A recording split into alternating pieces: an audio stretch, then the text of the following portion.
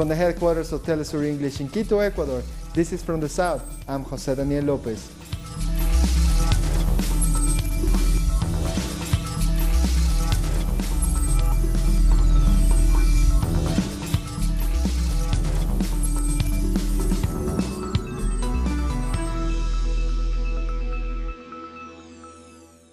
We start in Haiti, where police shot at protesters on the street after a ceremony for the anniversary of the killing of Jean-Jacques Dessalines.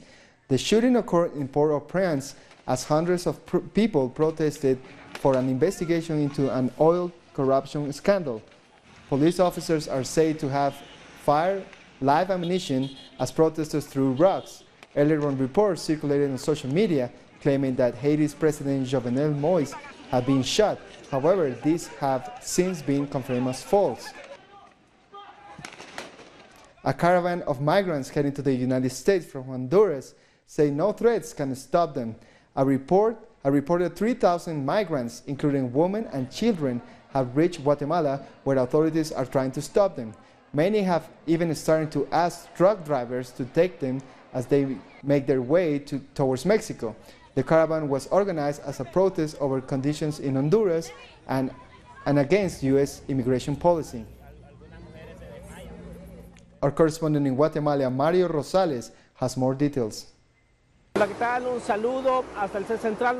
are on the way to the department of Zacapa, where hundreds of Honduran migrants continue moving in towards Guatemala City in order to get to the Mexican border. Some of them said they fear the police will try to stop them. For this reason, some groups separated from the main caravan so they could spread out and avoid getting caught. Last night, around 600 Honduran migrants arrived to the capital city. They say the caravan will continue their journey to cross the Mexican border in order to get to the United States. The migrants say they can no longer tolerate the violence and poverty they are forced to live in. One of the banners they are carrying says, "We are not leaving, they're kicking us out." According to the World Bank, 64% of the Honduran population lives in poverty. U.S. President Donald Trump has threatened to cut all aid to Honduras if he doesn't halt the caravan. For his part, the president of Honduras, Juan Orlando Hernandez, says the caravan was organized by the opposition to undermine his government. The governments of Mexico, Guatemala and the United States have announced they will apply their immigration laws and further norms in line with their sovereignty. Hondurans should not get involved in this political game because it is inhumane. It is to be condemned. Today, the migrants are in danger. I cannot understand how somebody could use the misery of the people for political ends, risking their lives with children, with the elderly. This should not happen. This should not be allowed under the basic principles of human dignity. But those marching as part of the caravan tell a different story. Juan Orlando Hernandez is only asking for a return because he will lose U.S. funding. He won't be able to ride around in private helicopters or expensive cars anymore. We will not return. Juan Orlando Hernandez, I am not a leader. I am part of the people. And if I have to die for them, I will. We will fight our way north if we have to. Now, we only ask the Mexican government to let us through. As the caravan moves forward, Mexican federal police are being deployed to the country's southern border. The police stated their intention is not to prevent migrants from coming into Mexico, but to aid the National Institute of Migration during processing. According to the government officials, these measures are taken in order to maintain order and guarantee migrants' human rights. They also say that those who fulfill all migration requirements will be prioritized. Moving on to Venezuela, Communications Minister Jorge Rodriguez said there's more evidence against those involved in the failed assassination attempt against President Nicolás Maduro. He also confirmed new suspects have been arrested. There is no doubt, thanks to confessions of those questioned in the assassination attempt against President Nicolás Maduro, that Julio Borges participated and is protected by the government of Colombia. We want to announce the arrest of Mr. Osvaldo Gabriel Castillo Lunar, alias El Capi. This 25-year-old was recruited for training in Colombia to assassinate President Maduro. And on Tuesday, the Venezuelan government announced that it will stop using the US dollar for international and domestic transactions. Instead, it will use other currencies like the euro and the yuan. Our correspondent in Caracas, Luis Tavera, explains. The government in Venezuela is developing its strategy to combat what it calls a financial war organized by the United States. The minister in charge of the economic area, Tarek El-Aissami, announced new policies for the use of convertible currencies like the euro and the yuan, and a move away from the US dollar. He said that the dollar has been part of Venezuela's international transactions, but the financial blockade imposed on Venezuela has made it more difficult to implement the government's economic recovery plan. This plan that started almost 2 months ago with the introduction of the new currency, the sovereign bolivar.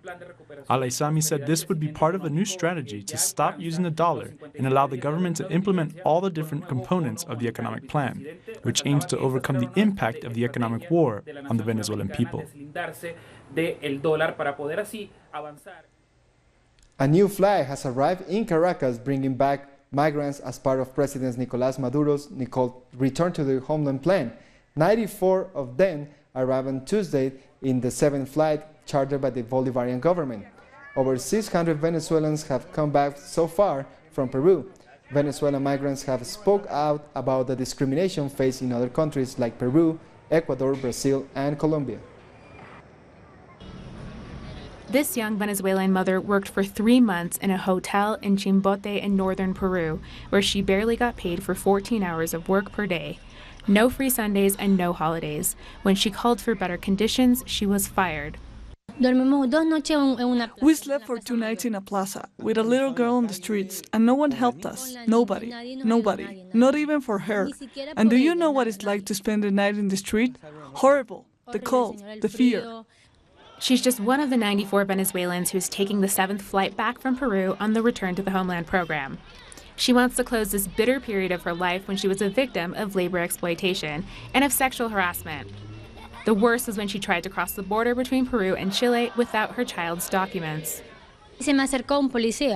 I was approached by a policeman. I told him my story because since I saw him in his uniform, I thought he seemed like a serious person. I told him what happened to me, and he told me that he would let me pass if I slept with him. I kept looking at him and talked to the supervisor, and he told me that I was crazy, that it was all a lie, and they didn't believe me. Among those taking this flight are 7 pregnant women, 27 children, and 18 people with serious illnesses. I was late for my rent payment by a week and I was evicted. I was kicked out without a penny. The guarantee I had paid 400 soles. Where I had been the last days, living on the street. What they all have in common is that they all decided to return to Venezuela. They once believed that Peru was the country of opportunities for all. And although they met many Peruvians who helped them along their way, the lack of employment, housing access, and access to basic services brought them to value the homeland they had left. I'm returning due to the health situation of my son. I went out because of that situation. He suffers from a rare anemia, and I thought that here he could find some cure. He gets blood transfusions because he is dependent on it, and every transfusion here costs me $100. So far, 8,410 Venezuelans have participated in the Return to the Homeland program. 658 of them returned from Peru, a country where there are more than 2,000 families registered waiting for their return to Venezuela. We'll take a short break now. Join us again after this.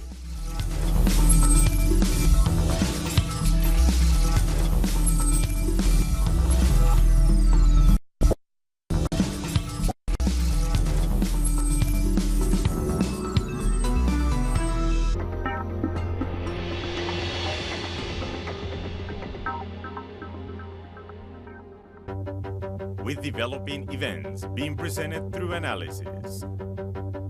Our coverage transcends borders. With renowned journalist Walter Martinez. Salud amigos, tripulantes de nuestra querida, contaminada y única nave espacial. Dossier. Weekdays. Only on Telesur. Y ponga usted las cámaras, señor director. An occasion to enjoy the cultural diversity that defines our South American essence. Come along to find out the story behind these personalities, traditions, and artistic expressions that unite us as a whole. Real Lives. Friday, only on Telesur.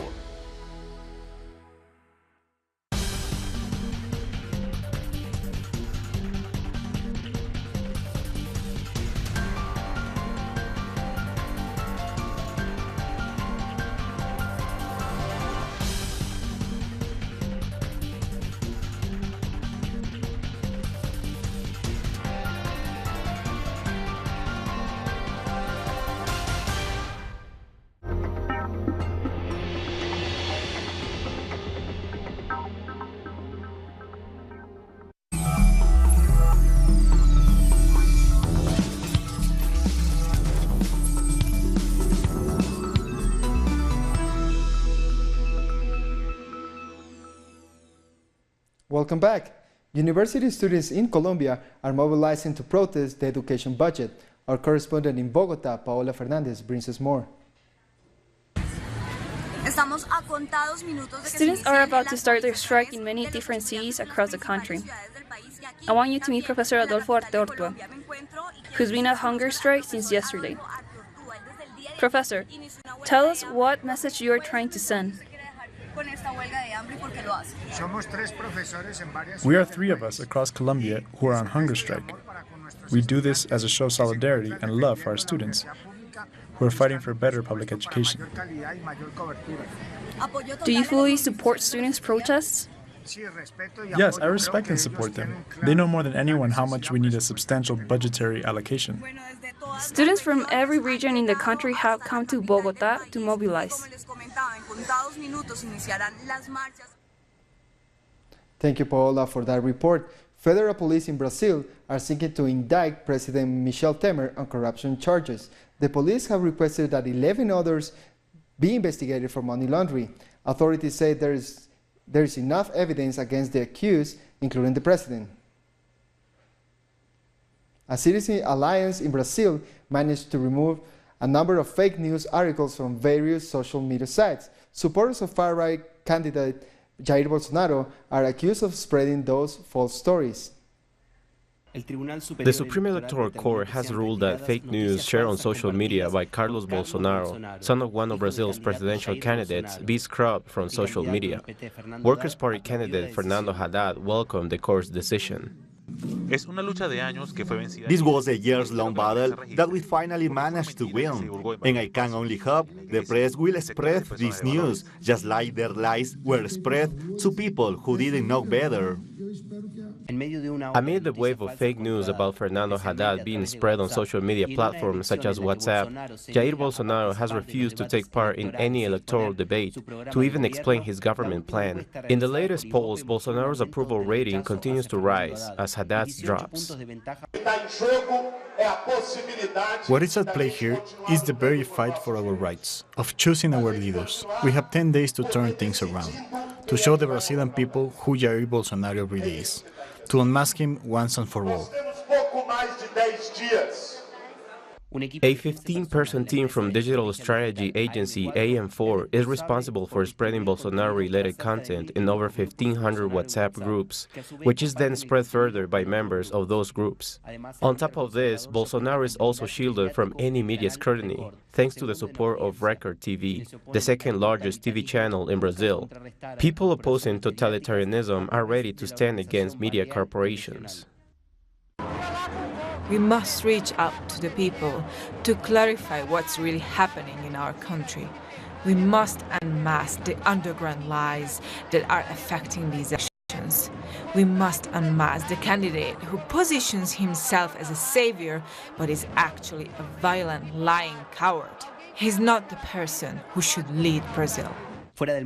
Outside of the virtual world and TV screens, protesters take to the streets under the LA Now slogan. In these same streets, artists have paid homage to the message of Pink Floyd frontman Roger Waters, who recently warned Brazilians about the risks of neo-fascism. La pared lo que está queriendo decir The wall represents a division amongst ourselves that causes us to quarrel and turn on each other. The powers that be are influencing division in society. Fake news and media manipulation are leading common citizens to fight with their own neighbors.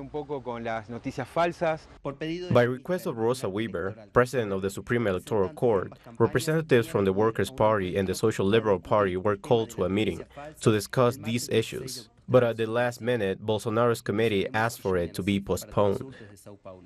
A mob in Ecuador killed 3 people who were suspected of kidnapping children. When the suspects were brought to a police station in the town of Pozorja, a crowd outside overpowered officers and beat the prisoners to death with rocks and sticks.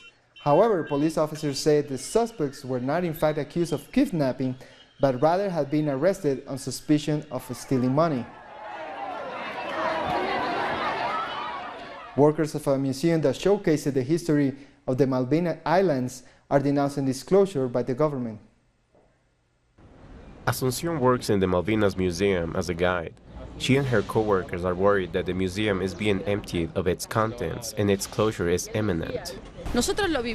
We will leave it with a lot of sadness, but not without a fight as we have organized ourselves. We will defend the cause and the rights of the workers. People from all walks of life, including soldiers, have come together to launch June 10th to try and keep the museum and the cause alive. Macri can see this museum is a center of the resistance. He tried to make changes here. When school came to visit the museum, they found workers committed to the Malvinas cause. We don't deny this museum was created in a period of history when popular leaders from the region fought for the defense of Malvinas. As time goes by, the cause is not forgotten. People are collectively standing up to the government for giving away the island's natural resources to the UK. This government does not support sovereignty. They are working in favor of commercial interests that don't benefit people or the country. I thought we would progress as we did with the last government, but it didn't work out like that. They betrayed us, and we are going backwards. Wounds are still fresh, and there are some things that are non-negotiable. The decision to disregard so easily the history behind the island and to sign an agreement with the UK is one of them. It's worrying that the claim to sovereignty doesn't have strength, because since the return to democracy, Argentina has received a lot of support from international bodies, especially from UN. This support meant that the UK was isolated.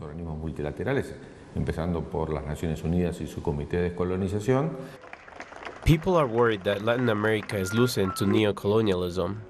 The Argentines won't forget the Malvinas cause. Quinoa is fast becoming a great asset in the global fight against hunger and malnutrition. In Bolivia, suppliers must now meet the soaring demand for the food. Quinoa is a grain-like crop grown for its edible seeds. In Bolivia and in many other countries around the world, it's been dubbed the golden food because of its high nutritional content. Compared to other grains, it's higher in protein, provides energy, fiber, and many vitamins and minerals. No wonder it's considered a superfood. What self-respecting supermarket does not have a bag of quinoa on its shelves? This product that comes from Andean nations is helping achieve the global goal for eradicating hunger. The Bolivian government declared 2013 as the International Year of the Quinoa, as a way to encourage consumption and to boost production. 5 to 10 years ago, only about 20 countries actually even care about quinoa. Now, there are over 100 countries looking into it. We, as a country, can also be proud of the way we managed to develop methods of growing quinoa crops in different climates. The campaign for greater use of quinoa started at home in Bolivia.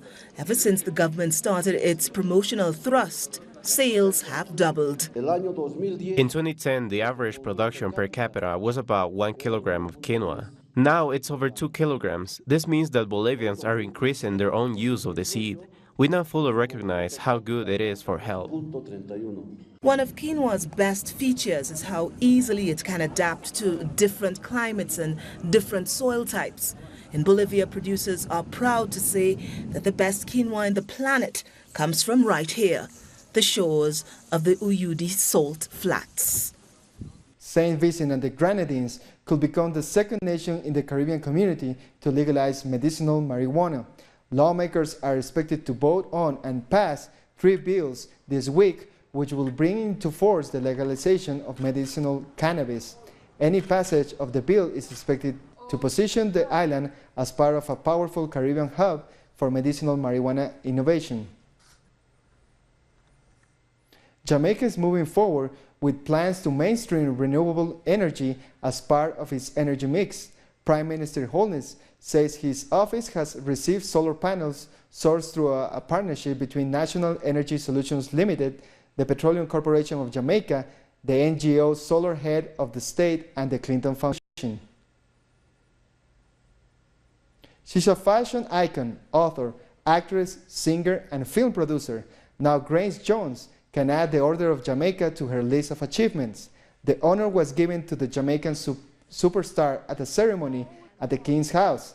Another member of the entertainment community, veteran DJ Winston Yellowman Foster, received the Order of Distinction for his contribution to the music industry. Internationally acclaimed dancehall DJ. We'll take a short break now. More news in a minute.